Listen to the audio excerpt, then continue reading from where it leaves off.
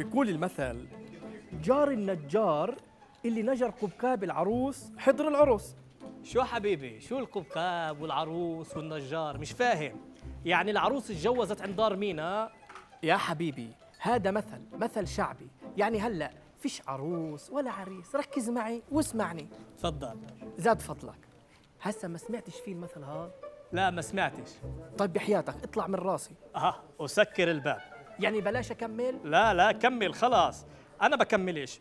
بالله عليك بالله عليك بالله عليك تقول لي معنى هالمثل هذا. طيب ما سمعتش بكرابيج حلب؟ لا سمعت، بعرفهم هدول الكرابيج ذكيين. الحب بشلن. لا بشلن؟ من وين جبتها هاي؟ ولك يا حبيبي هذا برضو مثل. شوف، في تلميذ سأل أستاذه، قال له: أكلت أستاذ، أكلت كرابيج حلب؟ فقال له الأستاذ: لا والله ما أكلتها، بس صاحب أخوي شاف جار اللي أكلها. فهمت؟ هذا مثل بضربوه. خليهم يضربوه، بيستاهل. ولا هو كيف أكل الكرابيج وما عزمنا ولا عزم صاحب الأستاذ هذا؟ كرباج علم على بدنك. هذا المثل بضربوه للناس المتطفلين اللي بيروحوا على العرس واللي برضه ما بيروحوا عشان ما ينقطوا، وبرضه اللي بيروحوا بنقطوش. لا، هذا مثل بضربوه للناس. أيوة بشكل عام. لا يا حبيبي، بضربوهوش للناس بشكل عام، بشكل خاص. انت من وين جايب زناختك هاي؟ مش ترى ولا تفصيل يا حبيبي، بضربوه للناس المتطفلين اللي بيخففوا دمهم واللي بيروحوا على العرس وهم مش معزومين، زي حضرتك الجمعة اللي مرقت لما حضرتك رحت على العرس وانت مش معزوم. ما هو أنا مش معزوم، بس بحب المناسف، بقدرش أقاومهم، جذابين بينادوا علي هيك، تقولي تعال أنا منسف تاكلني. فهذا المثل بضربوه للناس اللي زيك، جار النجار اللي نجر قبقاب العروس حضر العرس. حبيت التناغم في التصاعد تبع مداخلاتكم وعمق اهتماماتكم. يلا شباب اللي بعده.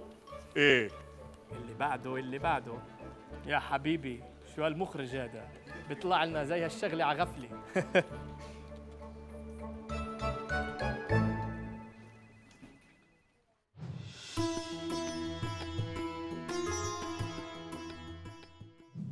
حس ناس وما في مداس، المداس إلا هو النعل أو الحذاء، ويضرب هالمثل لما نحكم على وجود الشخص من خلال صوت نعله، وبعدين بيقولوا: والله مش هون، مش موجود.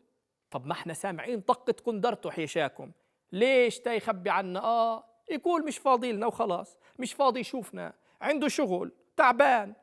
وهالمثل بيقولوه لما بيخيب ظن حدا، يعني بفلمنا حدا متوقعين منه خير وحاطين الأمل فيه، يعني واقف زي خيال مزغرتات على الفاضي، لا بعاون ولا بمد ايده، واقف زي كفة الهم، هو وكلته واحد. المهم شو بدكم بطول السيرة؟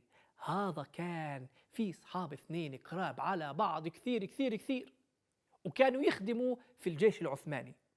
واحد منهم وهو في نص المعركة اتصاوب بطلق، يعني بعيار نار، في كتفه اجت الطلقة، فراح صاحبه حمله وهرب بيه بين البيوت وزقاق، وهم بين البيوت ولا طب قذيفة بتسقط بحدهم وشظية بتفقع. يا لطيف، بتصاوب الشاب اللي حامله، فبصيروا التنين متصاوبين، واحد بميل على الثاني، وبطل هالشاب اللي تصاوب قادر يحمل صاحبه، فبضطر انه يدشره على جنب الطريق ينزف بدمه. يا لطيف، وكمل يمشي بدونه لحد ما وصل لدار مسكونة، يعني فيها ناس ساكنين، وكانت الدنيا كوكو كوكو كوكو. ويجي الصبح طق الباب، يا دوب ايده طبط فيه وما لحق يدق، وقع من طوله وفقد وعيه متصاوب.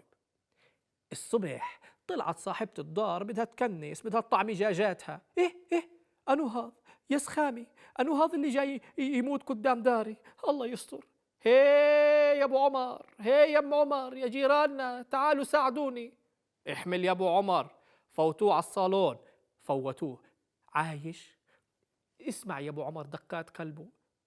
قالها عايش. قالت له دشر وروح خليني اعالجه، هذا اماني. وفعلا روح الجار ابو عمر ومرته، وهي ظلت دايرة بالها عليه لحد ما الله شفاه ورجعت له عافيته. الزلمه بعد ما صحصح انتبه إنه هالمرة ما لها حد غير أخوها، بضل يشق عليها، خصوصي إنه عندها زلمة غريب في الدار، فبيطل أخوها عليها.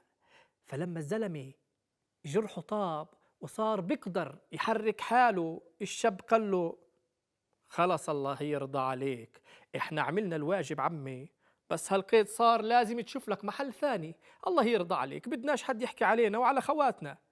بس بيني وبينكم المرة صارت حاطة عينها عليه، والزلمة صار نفسه منها وبده إياها، فطلب إيدها من أخوها، بده يتجوزها على سنة الله ورسوله. فإيش أخوها وافق مباشرة.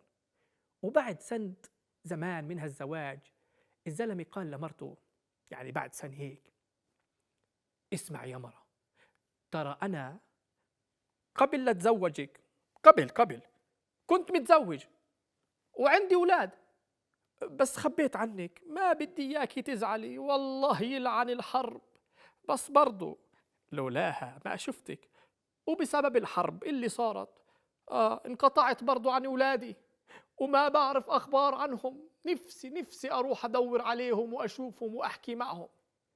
بيني وبينكم مرته بنت حلال، قالت له: ولو طبعا روح، بس أبو إيش بيقولوا لك يا كمال؟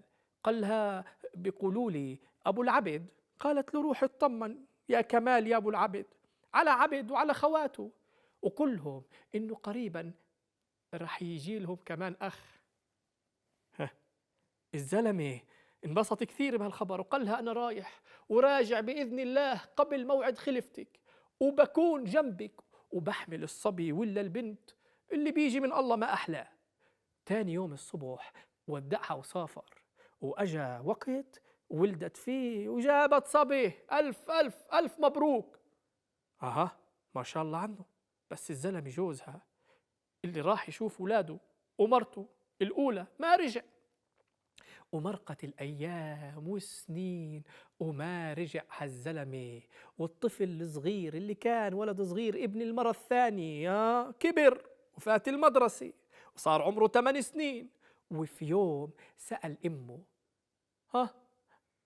وين بده يرجع أبوي؟ كل فترة يسألها وفيش جواب، ليوم ردت عليه وقالت له: الغايب عذره معه. ومن هذاك الوقت لليوم صارت هالجملة مثل مشهور تناقلت الأجيال، وصار ينحكى لما حدا بغيب وما بنعرف وين راح، فمنقول إيش؟ الغايب عذره معه، وإن شاء الله الغايب عذره معه. بيقول المثل، وبدي تكملوه وتكتبوا لي إياه بالتعليقات على على مواقع التواصل الاجتماعي، سامحوني خربشت فيها. ركزوا معي.